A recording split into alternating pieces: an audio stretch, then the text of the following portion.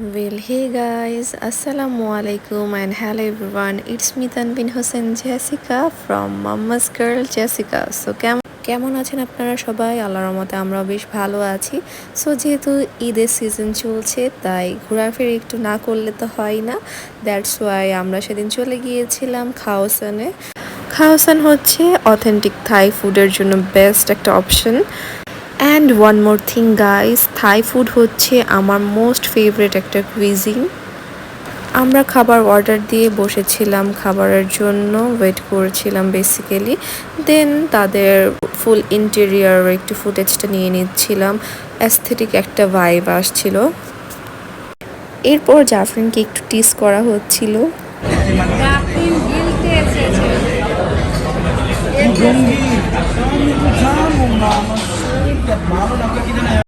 আর তারা প্রত্যেকটা টেবিলে এরকম চিলি অয়েল আর সুইট অ্যান্ড সাওয়ার সসটা দিয়ে রাখে, যেহেতু সেখানে সুইমাই, বিভিন্ন ধরনের ডিমসাম, ডাম্পলিং সব কিছুই পাওয়া যায়। দ্যাটস ওয়াই চিলি অয়েল রাখাটা তো মাস্ট জরুরি। এরপর চলে এসেছে আমাদের অর্ডার করা চিকেন সাতে। সো চিকেন সাতের সাথে একটা মায়ো সার্ভ করেছিল, আর আমার কাছে চিকেন সাতেরটা অনেক বেশি ভালো লেগেছে, অনেক ইয়ামি ছিল। সাথে মায়োটার সাথে ডিপ করে প্লাস চিলি অয়েলটার সাথে খেতে আমার কাছে টু মাচ ইয়ামি লাগছিল। এরপর আমরা অর্ডার দিয়েছিলাম পাদ থাই নুডলস। সো ওরা পাদ থাইয়ের সাথে সার্ভ করেছিল ক্রাশড পিনাট আর চিলি ফ্লেক্স। সো পাদ থাই নুডলসে দিয়েছিল প্রন, দেন দিয়েছিল চিকেন। সো আমার কাছে কোয়ান্টিটিও ভালো লেগেছে প্লাস টেস্টটাও খুবই ভালো লেগেছে, অর্থিত মনে হয়েছে। এরপর নুডলস নিয়ে এর উপর আমি চিলি ফ্লেক্স অ্যান্ড ক্রাশড পিনাটগুলো দিয়ে দিচ্ছিলাম। এগুলো সব অ্যাড করে খেতে আরও বেশি আমি লেগেছে। আর আমি যেহেতু একটু স্পাইসি লাভার, দ্যাটস ওয়াই আমি সাথে আরেকটু অ্যাড করেছিলাম চিলি অয়েলটাও। আর সাথে যে লেবুটা দিয়েছিল সেই লেবুর রসটা যদি একটু উপরে দিয়ে নেওয়া যায় তাহলে তো আর কোনো কথাই নেই। আমার কাছে পাদ থাইটা অনেক বেশি আমি লেগেছে, অথেন্টিক থাই ফ্লেভার এই পাদ থাই থেকে আসছিল।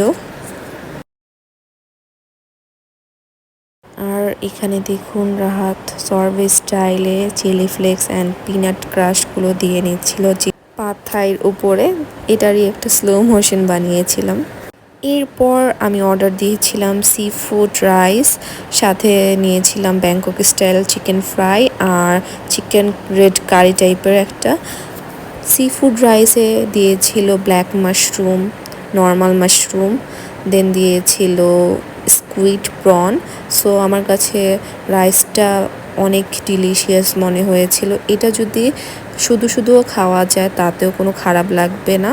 আমার কাছে স্পাইস লেভেলটাও ভালো লেগেছে, সব কিছুই অল ইজ পারফেক্ট ছিল।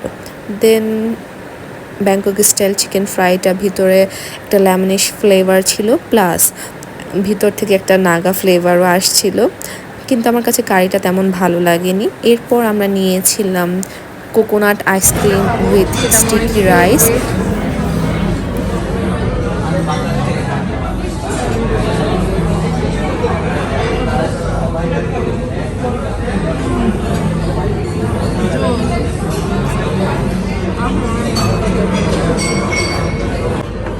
এমনিতেও আমার কোকোনাট আইসক্রিম অনেক বেশি ফেভারেট।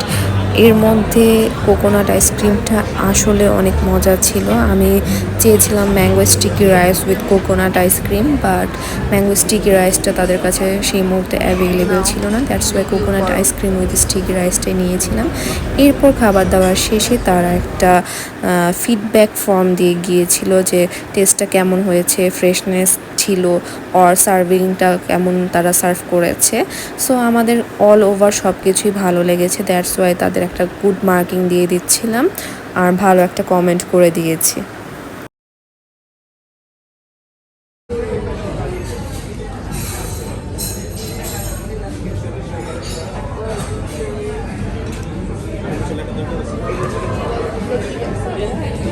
আমি তাদের ফুড সম্পর্কে কোনো ডিসঅ্যাপয়েন্ট ছিলাম না, তাই কোনো কমপ্লেইন নেই আমার কাছে অল ওভার অনেক ভালো লেগেছে, শুধুমাত্র চিকেন কারিটা বাদে।